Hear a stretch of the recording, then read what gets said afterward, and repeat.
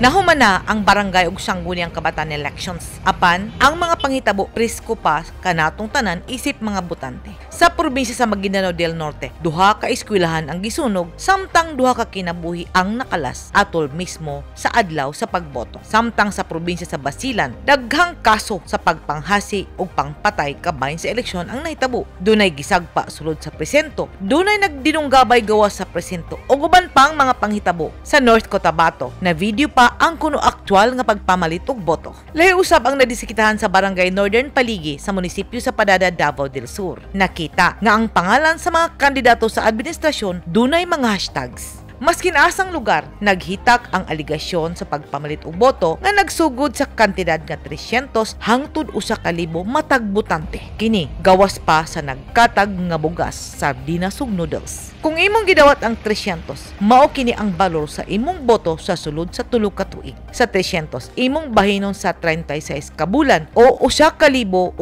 ka adlaw. Balig 20 centavos kada adlaw ang bugti sa kwarta nga imong nadawat. Kung imong gidawat ang 1,000 sa sulod sa 36 ka bulan o 1,080 ka adlaw, 92 centavos kada adlaw ang bugti sa imong gidawat. Ang 300 pesos nga gibayad sa 500 ka tawo mo balor og 150,000 balor na sa pagtukod sa usa ka gamay nga purok dinha sa imong barangay. Ang 1,000 nga gipanghatag sa pananglitan 500 ka mga tawo tunga sa milyon na kon 500,000 ang nahatag balor sa usa ka kwarto nga daycare center alang sa mga bata sa imong barangay. Apan kinsa bayludon og kwarta. Ang kwarta gikinahanglan natong tanan. Ang pangutana, unsaon pagbawi sa mga politiko sa ilang gasto. Ngang pinakadako nga sweldo sa usa ka kapitan sumala sa balaod, 31,000 lang kada bulan. Og kini dili sara nga makabawi sa ilang gasto. Ang pangutana karon, asa nila bawion ang ilang nagasto? Ang mga napili nga opisyal sa atong barangay dunay 3 ka tuig nga termino sa pagpanerbisyo kung dili idungan sa national og synchronized elections ang barangay elections sa tuig 2025. Tungod sa pagkakalas sa kinabuhi ug pagbanaw sa dugo, naguba ang relasyon natong managsilingan. Pagdumot ang nagpabilin karon nga humana ang eleksyon. Tungod sa pagbaha sa kwarta, sardinas ug bugas, ang ngayon lang natong bantayan ang panudlanan sa atong barangay ug ipaniguro nga ang kwarta natong mga katawhan paingon sa atong mga proyekto aron mulambo pa ang atong mga barangay.